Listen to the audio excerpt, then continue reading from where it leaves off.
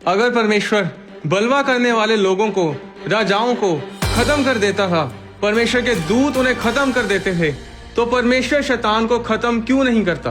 कलूसियों अध्याय 1 उसकी 16 में लिखा है, क्योंकि उसी में सारी वस्तुओं की सृष्टि हुई, स्वर्ग की हो अथवा पृथ्वी की, देखी या अनदेखी, क्या सिंहासन, क्या प्रभुताएं, क्या प्रधानताएं, क्या अधिकार, सारी वस्तुएं उसी के द्वारा और उसी के लिए सृजी गई हैं। परमेश्वर ने आत्मिक दुनिया इंसान के बनाने से कहीं पहले बना दी थी। आदि में जब परमेश्वर ने स्वर्गों और पृथ्वी की सृष्टि की, तो उस समय स्वर्गदूत भी वहाँ मौजूद थे। अय्यूब अध्याय 38 उसकी 4 और 7 में लिखा है, परमेश्वर ने कहा, जब मैंने पृथ्वी की नींव डाली तब तू कहाँ था? यदि तू समझदार हो तो उत्तर दे। जब कि भोर के तारे एक संग आनंद से गाते थे और परमेश्वर के सब पुत्र जय जयकार करते थे। जब आदम ने अदन के बाग में पाप किया, तो परमेश्वर ने शैतान को उसी समय खत्म क्यों नहीं किया? जब इंसान मरता है तो उसकी आत्मा या तो स्वर्ग में जाती है या फिर नर्क में, इसके अलावा कोई और जगह नहीं। इंसान की आत्मा अमर है, अनंत है, आत्मा कभी नहीं मरती। हमारा शरीर तो मिट्टी से बना है और मिट्टी ही में मिल जाएगा, पर आत्मा हमेशा जीवित रहती है। जानते हैं क्यों? क्योंकि आत्मा परमेश्वर के अंदर से निकली है, और जो कुछ परमेश्वर के अंदर से निकलता है वो कभी मरता नहीं, हमेशा जीवित रहता है। मत्ती अध्याय 24 उसकी 35 में लिखा है, प्रभु यीशु ने कहा, मैं तुमसे सच सच कहता हूँ कि जब तक ये सब बातें पूरी ना हो लें, तब तक इस पीढ़ी का अंत ना होगा। आकाश और पृथ्वी टल जाएंगे, परंतु मेरी बातें कभी ना टलेंगी, मेरा वचन कभी ना टलेगा। परमेश्वर का वचन क्यों ना टलेगा? क्योंकि वो परमेश्वर के अंदर से निकला है। जो कुछ परमेश्वर के अंदर से निकलता है वो हमेशा के लिए अमर रहता है, वो कभी नहीं मरता। अब परमेश्वर ने स्वर्गदूतों को बनाया, उसने उन्हें आत्माएं बनाया। सब स्वर्गदूत अनंत हैं, अमर हैं, आप उन्हें मार नहीं सकते, उन्हें नाश नहीं कर सकते। शैतान एक गिरा हुआ स्वर्गदूत है। वो पहले एक अभिषिक्त स्वर्गदूत था जो परमेश्वर के सिंहासन के सामने उपस्थित रहता था। शैतान जो पहले लूसीफर कहलाता था, वो स्वर्ग का वर्शिप लीडर था, पर जब उसके मन में उसकी सुंदरता और उसके रुतबे पर घमंड आया, तो उसने अपने मन में कहा कि मैं स्वर्ग पर चढ़ूंगा, मैं अपने सिंहासन को ईश्वर के तारागण से अधिक ऊंचा करूंगा और उत्तर दिशा की छोर पर सभा के पर्वत पर विराजूंगा। मैं मेघों से भी ऊंचे ऊंचे स्थानों के ऊपर चढ़ूंगा, मैं परम प्रधान के तुल्य हो जाऊंगा।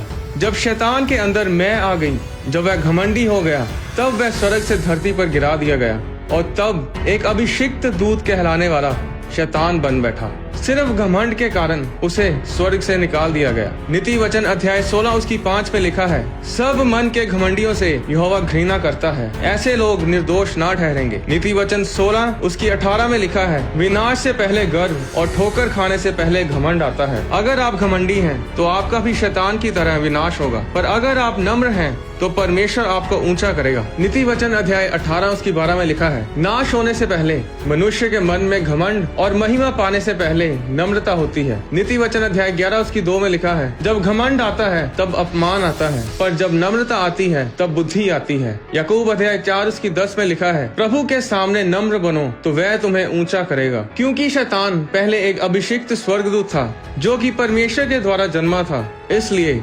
शैतान एक अनंत आत्मा है जो कभी नहीं मर सकता, और यही कारण है कि परमेश्वर शैतान को हमेशा के लिए खत्म नहीं करते। पर जो परमेश्वर करेगा वो ये है कि शैतान को हमेशा के लिए अथाह कुंड में डाल दिया जाएगा। अगर आप बाइबल को ध्यान से पढ़ें तो पूरी बाइबल में ऐसा कहीं नहीं लिखा कि शैतान को मार दिया जाएगा। प्रेरितों के काम अध्याय 12 उसकी 21 में लिखा है, ठहराए हुए दिन हेरोदेस राज्य वस्त्र पहनकर सिंहासन पर बैठा और उनको व्याख्यान देने लगा। तब लोग पुकार उठे, ये तो मनुष्य का नहीं ईश्वर का शब्द है। उसी क्षण प्रभु के एक स्वर्गदूत ने तुरंत उसे मारा, क्योंकि उसने परमेश्वर को महिमा ना दी और वह कीड़े पड़कर मर गया। ऐसा क्यों हुआ? परमेश्वर ने एक इंसानी राजा को इसलिए मार दिया क्योंकि उसने परमेश्वर को महिमा नहीं दी। पर शैतान जिसने सारी दुनिया को भ्रष्ट किया, परमेश्वर उसे क्यों नहीं मारता? क्या परमेश्वर का जोर सिर्फ इंसानों पर ही चलता है? क्या परमेश्वर की शक्ति शैतान के आगे कमजोर पड़ जाती है? नहीं, कभी नहीं, क्योंकि हमारा परमेश्वर यहोवा सर्वशक्तिमान, परम प्रधान और महाबुद्धिमान है।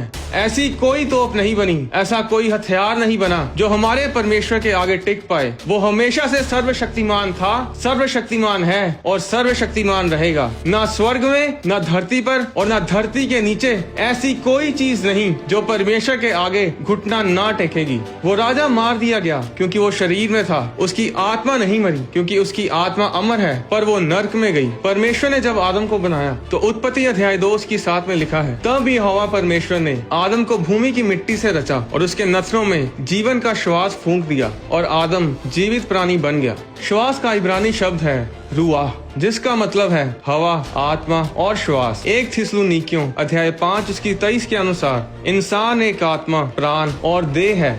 आप एक देह हैं, यानी शरीर जो मिट्टी से बना है। आत्मा वो है जो परमेश्वर की श्वास से निकली है, परमेश्वर के अंदर से निकली है। आपकी आत्मा परमेश्वर की सांस है और ये अनंत है, ये मर नहीं सकती, क्योंकि शरीर तो मिट्टी से बना है, वो तो मिट्टी में मिल जाएगा। पर आत्मा जो परमेश्वर से निकली है वो कभी नहीं मरती। वो या तो नर्क की आग में हमेशा के लिए सड़ती रहती है या फिर परमेश्वर की हजूरी में स्वर्ग में परमेश्वर के साथ, स्वर्गदूतों के साथ रहती है। यशायाह अध्याय 55:11 में लिखा है, उसी प्रकार से मेरा वचन भी होगा जो मेरे मुख से निकलता है, वह व्यर्थ ठहर कर मेरे पास ना लौटेगा, परंतु जो मेरी इच्छा है उसे वह पूरा करेगा और जिस काम के लिए मैंने उसे भेजा है उसे वह सफल करेगा। इब्रानिया अध्याय 4:12 में लिखा है, क्योंकि परमेश्वर का वचन जीवित और प्रबल है, हर एक 2 धारी तलवार से भी बहुत चौखा है और प्राण और आत्मा को और गांठ गांठ और गूदे गूदे को अलग करके आर पार छेदता है और मन की भावनाओं और विचारों को जांचता है। तो वचन परमेश्वर के अंदर से आता है और इसीलिए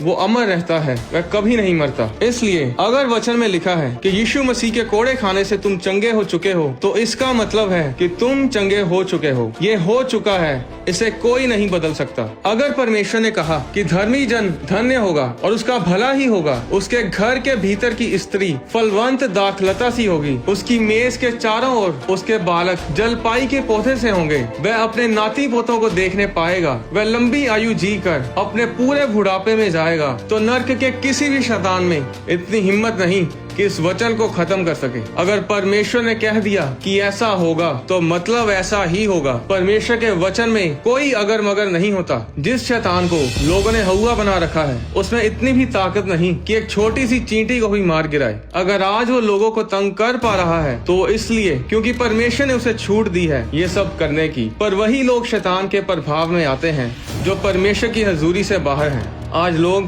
प्रभु यीशु की तस्वीरों को शैतान के साथ पंजा लड़ाते दिखाते हैं। ये सब बकवास है। बाइबल में लिखा है लूका 10:18 में कि यीशु ने कहा, मैं शैतान को बिजली के समान स्वर्ग से गिरा हुआ देख रहा था। जरा सोचिए कि यीशु मसीह बैठे देख रहे थे, बस दूतों ने उसे स्वर्ग से धरती पे गिराया। प्रकाशित वाक्य अध्याय 20:1 में लिखा है कि फिर मैंने एक स्वर्गदूत को स्वर्ग से उतरते देखा, जिसके हाथ में अथाह कुंड की चाबी और एक बड़ी जंजीर थी। उसने उस अजगर अर्थात पुराने सांप को, जो इबलीस और शैतान है, पकड़ के 1000 वर्ष के लिए बांध दिया और उसे अथाह कुंड में डालकर बंद कर दिया और उस पर मोहर लगा दी कि वह 1000 वर्ष के पूरे होने तक जाति जाति के लोगों को फिर ना भरमाए। इस वचन में ये नहीं लिखा गया कि फिर माइकल, जो सारे स्वर्गदूतों की सेना का प्रधान है, शैतान से लड़ा और बहुत भारी जंग हुई और उसने फिर शैतान को बांधा और अथाह कुंड में डाल दिया। ऐसा नहीं लिखा गया।